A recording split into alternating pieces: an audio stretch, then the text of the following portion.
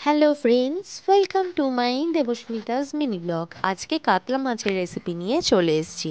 প্রথমে মাছগুলোকে নুন আর হলুদ মাখিয়ে ভেজে নেওয়া হলো। তারপর আলু কেটে রাখা হয়েছিল, সেইগুলো সেই তেলে ভেজে নিলাম। তারপর কিছু দুখানা টমেটো কেটে রেখেছি। কেটে রেখে আলুগুলো ভাজা ভাজা হয়ে গেলে তুলে রেখে তারপর কড়াইতে ওই তেলটায় ফোড়ন দেওয়া হলো কালো জিরে। তারপর রসুন আর পেঁয়াজ মিক্সিতে পেস্ট করে নেওয়া হয়েছিল, সেই পেস্টটা ওটার মধ্যে দিয়ে কন্টিনিউয়াসলি নাড়তে হবে যাতে লেগে না যায়।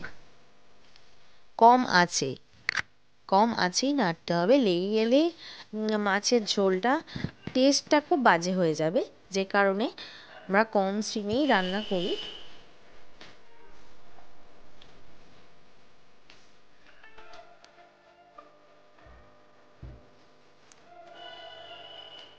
যতক্ষণ না তেলটা ভেসে উঠছে ততক্ষণ নেড়ে যেতে হবে।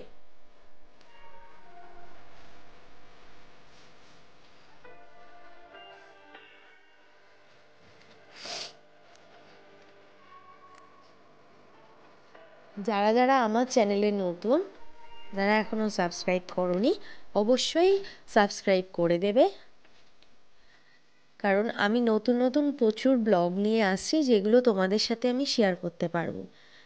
যাদের যাদের অজানা থাকবে তারা তারা জেনে যাবে। প্রচুর রান্নার রেসিপি আসছে, আর শীতকালে পিঠের রেসিপি নিয়ে আসছি। আমার ক্ষীর পাটিসাপটা রেসিপি ওটা দেয়া আছে, নারকেলেরটা নেই, সেটা তোমাদের সাথে শেয়ার করব। তার আগে সাবস্ক্রাইব করতে কেউ ভুলবে না।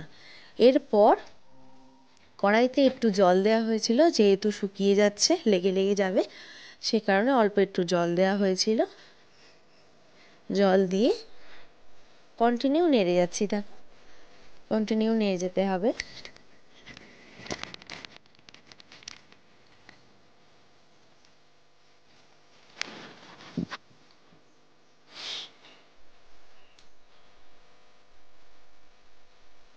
ভীষণ বাজে ওয়েদার, ঠান্ডা লেগে গেছে। তো এরপর আমি কিছু গুঁড়ো মশলা দেওয়া হয়েছিল এটার মধ্যে, আমি দিয়েছিলাম। সেটা হচ্ছে জলের সাথে মিক্সড করে রাখা হয়েছিল, হলুদ গুঁড়ো, জিরে গুঁড়ো, ধনে গুঁড়ো আর লঙ্কার গুঁড়ো।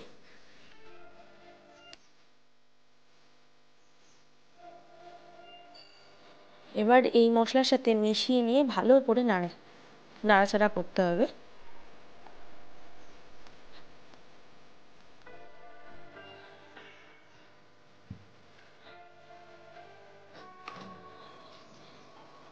এটা ততক্ষণ নাড়াচাড়া করতে হবে যতক্ষণ না তেল বেরিয়ে আসে।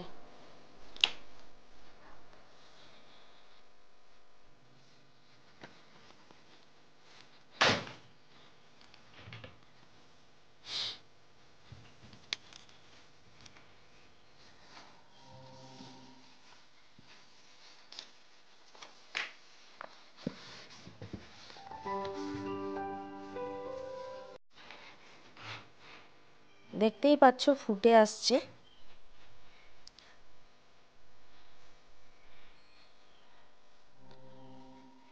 এরপর টমেটোগুলো দিয়ে তারপর ধনেপাতা দিয়ে দেয়া হলো, কারণ আগে ধনেপাতা দিয়ে ফোটালে নাকি ভীষণ টেস্ট হয়। এটা আমরা তো পরেই দিতাম, এটা আমি জেনেছি, তো তার জন্য এটা আগে দিয়েছি। একবার তোমরা করে দেখো কেমন লাগে জানিও। এরপর আলুগুলো দিয়ে দিলাম, দিয়ে ভালো করে মশলার সাথে মিশিয়ে নিতে হবে।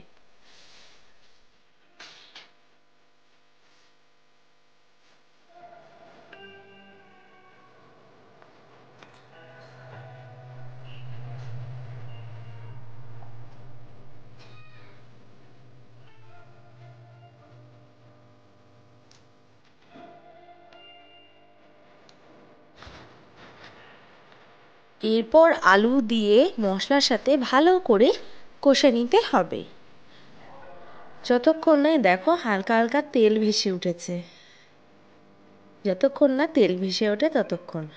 এরপর গরম করে রাখা জল দিয়ে দেওয়া হলো, যে যেরকম ঝোল খেতে পছন্দ করো সেরকম হিসেবে, আর আলুটা সেদ্ধ হওয়ার মতন জল দিতে হবে।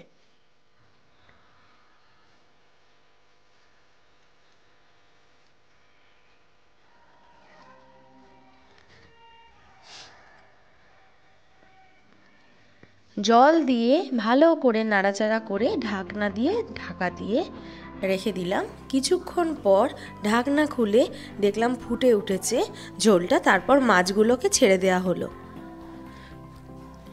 ভালো করে ঝোলের সাথে মিশিয়ে নেওয়ার পর মাছগুলোকে আরও কিছুক্ষণ রেখে দেওয়া হলো।